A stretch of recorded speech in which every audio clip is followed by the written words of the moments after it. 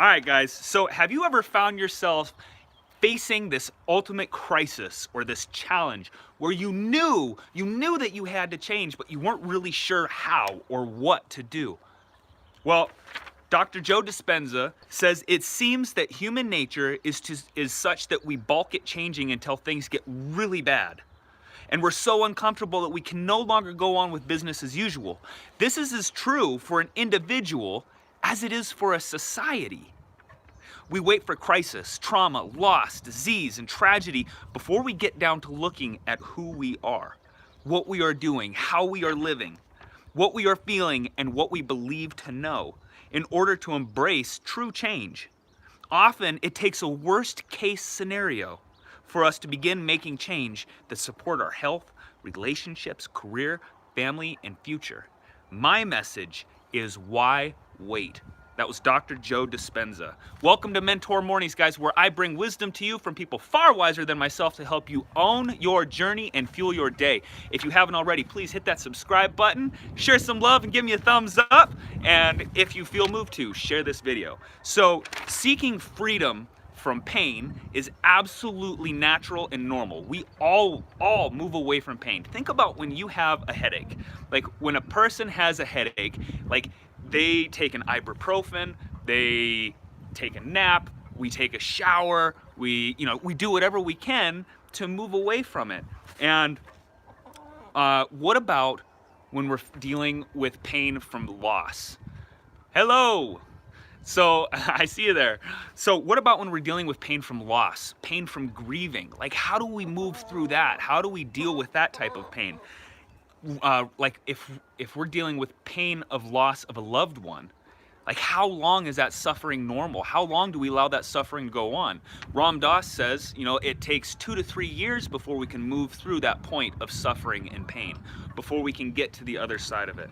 And so when we deal with something, an intense loss like that, a primal hit to the core, like there's always going to be a scar left over. There's always going to be that memory that we can't just forget the memory. It's always going to be there.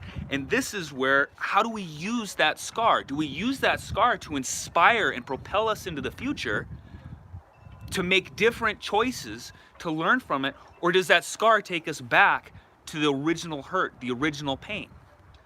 And we choose the meaning of the scar. If we go back to that original hurt and that original pain, and we associate that with loss and grieving only, that's going to impact how we move forward into the future. Whenever we revisit or see that scar, if you have a scar on your hand, you're going to see that constantly. And so what does that scar tell you? And we can do that with our memories. We can do that with our past, with our thoughts.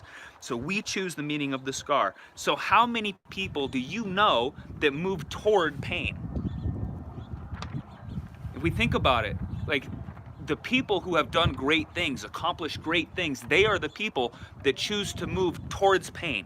Maybe not in all aspects of their life, but in certain realms. So you think about a sprinter, when they're out there and they hit that second or that third lap, and they're going all out with everything that they can give. Like, that is intense pain. That is intense pain, yet they persist and they are willing to face it head on in order to get that. When you think about people who have made massive change, who have changed the status quo of the world, of how humanity perceives something, think about the pain that they experienced facing other people, like threats against their lives, facing violence. They had to put themselves, step into that fire in order to do that. Or you think about great artists and scientists and composers and mathematicians, when they had to persist and face the pain of moving through with an idea long after the inspiration, the excitement, the initial joy of creation was there. Like we've all probably had those moments where we felt that momentary bliss of inspiration and joy, and we thought, this is the best thing ever. I'm gonna go forward with this. And then the next day came and you're like, man, what happened to all that joy and inspiration that I had? That's the difference, is that the people push through even when that's not there. So this is where change is a choice. Wherever we're at right now, change is always a choice. And so do we wait? Do we wait for the pain? Do we wait for the suffering? Or do we make the choice to change now?